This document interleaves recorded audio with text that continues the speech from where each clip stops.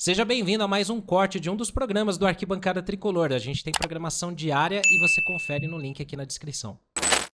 Cara, primeiro, quero passar um pouco o meu ponto de vista sobre Luiz Rubeldia, que é quem aparece centralizado na tela, porque ele é o centro do nosso debate e é o título, é a thumb também desta live. Eu, né, na minha trajetória no nosso debate em três cores, nos embates com o nosso querido Wilson, eu sempre me posicionei muito favorável ao Zubeldia e, assim, muito convencido de que ele é um técnico com boas ideias para a sequência do trabalho dele no São Paulo. Mas ontem, cara, me gerou uma preocupação, principalmente essa entrevista coletiva que foi bastante merda no ventilador, né? Ele jogou para cima, ele colocou as coisas que ele tanto tinha receio de falar. Ele falou nessa coletiva de ontem ali depois do Juventude, pediu reforço e tudo mais. Mas assim, me preocupa primeiro um ponto que acho que foi até a pergunta do próprio Chacon. Ele explicando o time titular, falando que se tivesse mais mudança seria injusto aos que vieram assistir o jogo no estádio.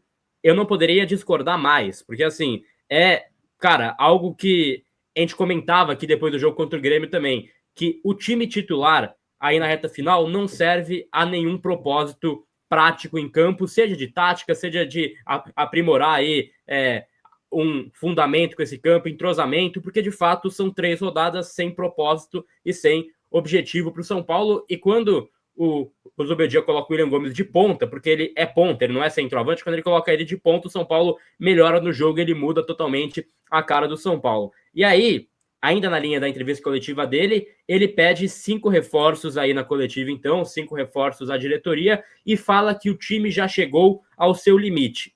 Eu acho que o time, de fato, bate num teto. A gente falava que a gente vai bater num teto, que a gente não tem um time também sensacional como pintam, mas esse teto não é você perder para o Juventude em casa, não é esse o limite do time do São Paulo. Então, para mim, tem muitas aspas questionáveis em cima da coletiva dele, e eu acho que ele vinha mantendo uma linha muito coerente, embora a gente fique bravo com as derrotas, com a forma que o time joga, ele tinha uma confiança interna muito grande também de pensar na próxima temporada. Então, esse ano ele acabar tomando porrada e no ano que vem ele poderia provar mais trabalho para ser mais convincente para o São Paulino. Com essa entrevista de ontem, ele depõe contra o time dele, contra a diretoria dele que ele está trabalhando e contra o torcedor também, porque são aspas que não convencem ninguém.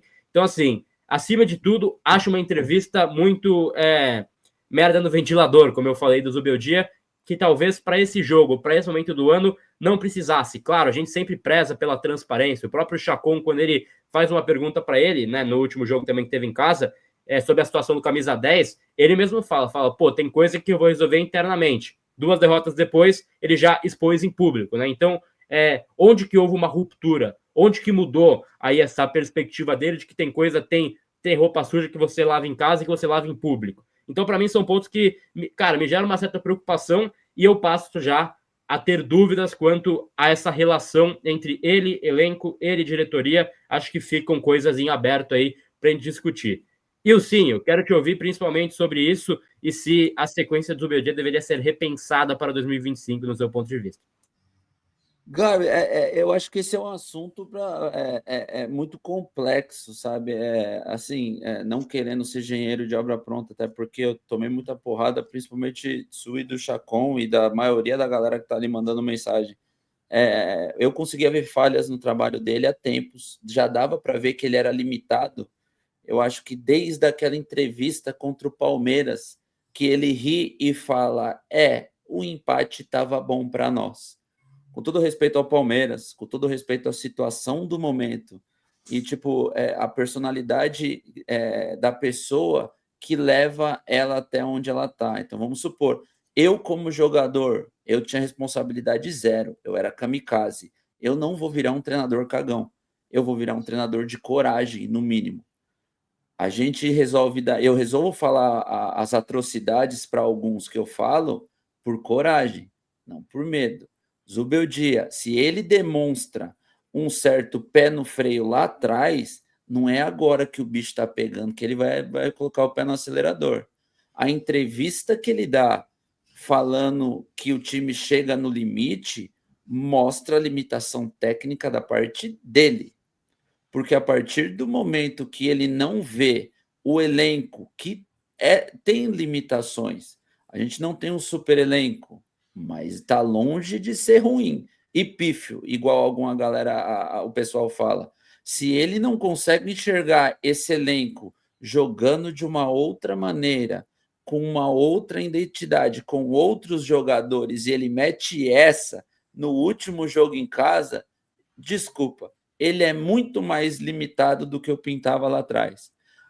Tem problemas de gestão? Trouxeram jogadores para ele? Tem tudo isso. Só que a função dele, irmão, é pegar esses jogadores que ele tem e tentar tirar leite de pedra. É montar de uma outra maneira o elenco, é meter o Ferreira no banco com o William Gomes de titular, é tirar o Calleri e colocar o André com o Lucas, tenta alguma coisa nova. E aí, fazendo isso, ele não precisa vir na entrevista e falar assim, não tem o jogador. A gente de 2-0 jogando a bola que a gente jogou, com as peças que ele tem no elenco para variar quando o time titular tem que descansar, a gente perde dessa forma. Por exemplo, ele perde com o Santiago Longo, com o Jamal, com o William Gomes e com o Henrique. Era uma conclusão óbvia do torcedor, mas ele não precisa colocar a força máxima dele e falar que isso é por respeito ao torcedor do São Paulo que vai ao estádio, porque o torcedor ontem que foi ao estádio estava cagando para ver o time titular, ninguém queria ver o time titular ontem em campo, e aí usar justificativas. Desculpa te interromper, porque eu concordo com esse ponto. Olha só que raridade. Não,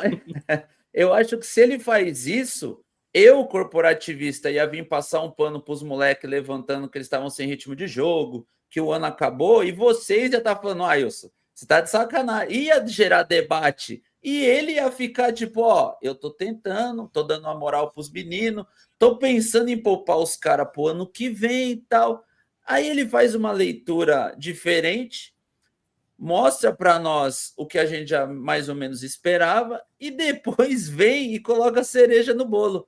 Ó, estamos no limite. É isso, ou seja, não esperem coisas novas pro próximo ano. Não esperem coisas diferentes na minha parte para o próximo ano.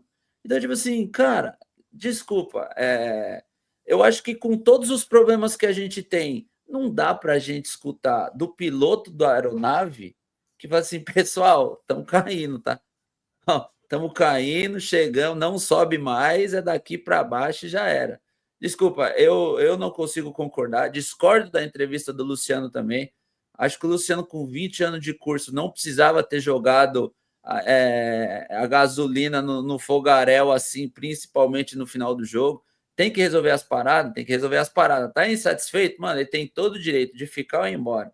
O São Paulo tem todo o direito de querer que ele fique ou querer que ele vá embora. Isso é parte do business, é assim que a banda toca. Mas aquela entrevista foi, no mínimo, infeliz num momento do ano que não vai, tipo, acrescentar em nada, né?